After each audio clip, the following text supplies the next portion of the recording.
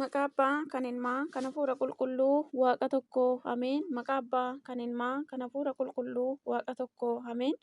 Maqaa Abbaa, kan Ilmaa, kan Hafuura Qulqulluu, Waaqa tokkotti ni amanna. Ameen. Nagaa faraada jaalalli Waaqayyo isiniif haa baay'atu. Maatii Waaqayyoo akkam jirtu? Nagaa keessanii an nagaa kootii galata Waaqayyo. Akka fedhaaf jaalala Waaqayyootti har'a immoo mata duree barnootaa kan jedhu Faaruu Daawit jalatti bifa gorsaatiin wajjiniin ilaallee darbina. Waaqayyo hunduma keenya waliin ta'uun jaalala Waaqayyoo nuuf haa ta'u. Mata duree barnootaa. Faarsaa Daawitii boqonnaa 11 lakkoofsa 1 boqonnaa 12 lakkoofsa 1. Ati nu gargaari jecha kana kan dubbate abbaa keenya hedduu fi laphee Waaqayyoo jedhamuuni kan beekamu qulqullicha Daawitidha. Daawit yeroo garaagaraa bakka garaagaraa fi haala garaagaraa keessatti gargaarsa Waaqayyoon qormaata jajjaboo injifateera.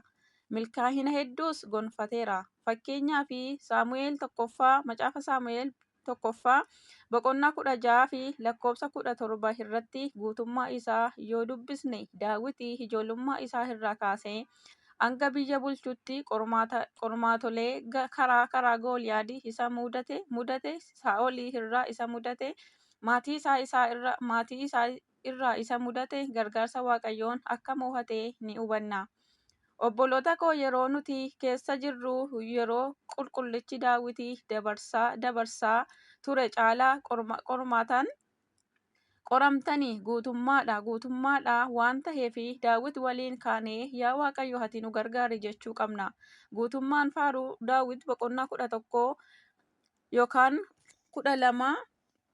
12 lakkoofsa 1 akkas jedha. Yaa Waaqayyo namni gaariin hin jiru ati nu gargaari. Warri hamanamoon ilma namaa gidduudhaa badaniiru jechuun dubbata.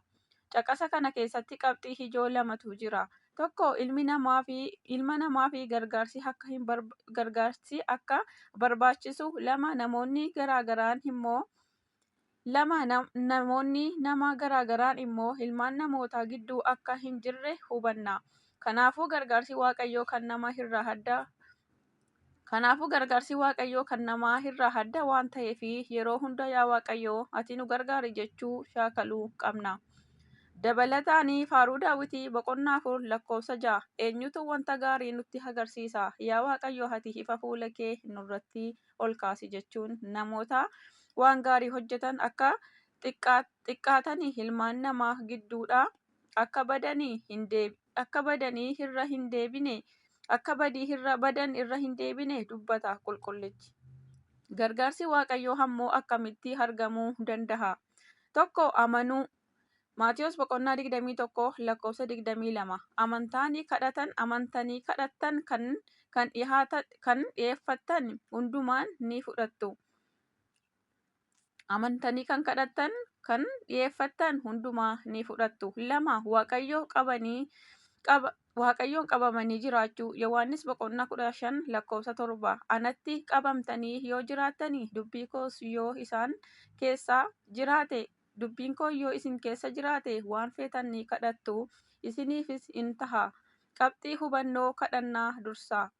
Waaqayyotti qabamanii jiraachuun dubbii Waaqayyoo laphee keenya keessa jiraachuun kadhannaa dursaa. Maatiyos boqonnaa 6 lakkoofsa 24 irratti eenyullee mootilee namaa fi bitamuu hin danda'u. Akkuma jedhame ilmi namaas yaada foonii fi yaada hafuuraa qulqullinaatti qabamee daandii karaa qulqullummaatti nama geessu mirkaneessuun hin danda'amu. Gargaarsa Waaqayyoos argachuun ni ulfaata. Isa tokkotti qabamanii jiraachuun barbaachisaadha. Gara Waaqayyootti deebi'u. 3 gara Waaqayyootti deebi'u. Ermiyaas boqonnaa 29 lakkoofsa 12 isin gara kootti deebitanii maqaa koo yoo waammattanii ani isiniif nan dhagaha jechuun dubbata. 4 gara guutummaadhaan Waaqayyoon barbaadu. Ermiyaas boqonnaa 29 lakkoofsa 13 garaa keessan guutuudhaan yoo ana barbaaddattanii ana argattu jechuun haala itti Waaqayyoon argatan raajichi Ermiyaas ni dubbata. dhumarratti 5 waliigaltee qabaachuu. Maatiyos boqonnaa 18 lakkoofsa 19. Namoonni lama waliigalteen biyya lafaa kana irratti waa'ee waan tokkoo yoo kadhatanii abbaa koo isa waaqa irraa waan isaan isaan kadhatan ni kennaafi jechuun gargaarsa waaqayyoo argachuu fi waliigalteen akka barbaachisu wangeelli ni dubbata. Egaa obboloota koo walitti qabamaa jireenya keessatti himala dhuunfaa fi waaloo keenya keessatti gargaarsi waaqayyoo nu barbaachisa. Kanaafuu haa amannu. Waaqayyotti qabamnee haa jiraannu. Gara waaqayyootti haa deebinu. Gara guutummaadhaanis waaqayyoon haa barbaannu. Waliigaltee haa qabaannu. Galanni waaqayyoof haa ta'u. Ameen. Asitti aansuudhaaf immoo kanarraa wantoota hedduu akka barannu abdii guddaan qaba. Waaqayyo gooftaan hunduma keenya nu gargaaruun fedhaaf jaalalaa waaqayyoo nuuf haa ta'u. Seenaa abbaa fi ilma yookaan mucaa isaa.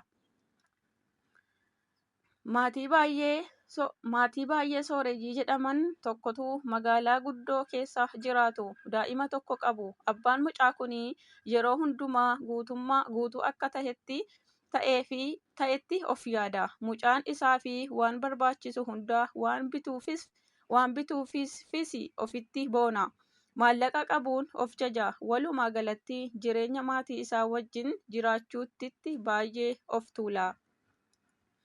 Fira baadiyyaadhaa qabu. Gaaf tokko abbaan mucaa kanaa mee mucaa koo gara baadiyyaa warra hiyyeeyyii kana geessinii ammam sooressa akka taane isa hubachiisa jedhee garaa isaatti yaadee akkuma yaades mucaa isaa kana fudhatee gara firoota baadiyyaa deeme.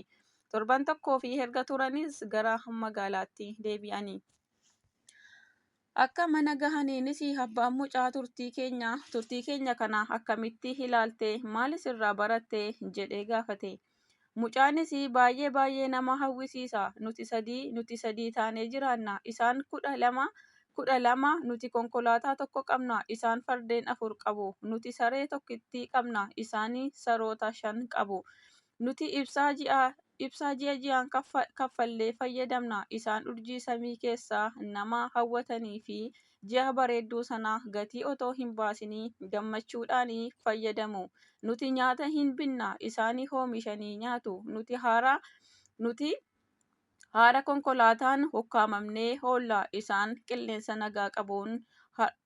qilleensa nagaa qabu argatu. Nuti fiilmii ilaallee rafna. Isaan waaqa galateeffatanii rafu. Waan baay'eedha jedhee qalbiin atame. Abbaanis waanuma dubbatu dhabee mataa raasee dhumarrattis mucaan itti dabalee abbaa ammam hiyyeessa akka taane waan na barsiistee fi galatoomii sitti haa baruu jedheeni jedhama. Inni tokkoo fi qabeenya isaa kaanii fi qabeenya hin qabu yoo tahe ati hiyyeessadha jechuu miti. Qabeenyi dhugaan kan jiru maallaqa hedduu qabaachuu keessa miti. Waan tokko sitti himuu ofii kee irratti hojjedhu. Hariiroo hiika qabeessaa ijaari. Dhiibbaa waaraa uumi. Isaa si uume amanadhu. Qabeenyi dhugaan achi keessa jira jedha. Galanni waaqayyoof deessuu haadha isaaf ulfaata fannoo isaaf haa ta'u hanga bara baraatti. Ameen. Ergaa guddaa fi ijoo waan nu gorsu waan nu barsiisu jireenya keenya yeroo har'a keessa jirru keessatti laphee keenya wanta nu jijjiiruudha. Karaa abboota keenya barreeffamoota nu qaqqaban karaa kutaa macaafa qulqulluu hundumaanis waaqayyo gooftaan hamma dhumaatti namatti jiraatee firii 30 60 dhibba oomishee hojjetaa mana isaa dhaaltu mootummaa isaa akka ittiin taanu fedhaaf jaalalaa waaqayyo nuuf haa ta'u. Waaqayyo sin haa eebbisu. Waaqayyo sin faana ta'u. Galanni waaqayyoof haa ta'u. Eebbifamaa. Ameen.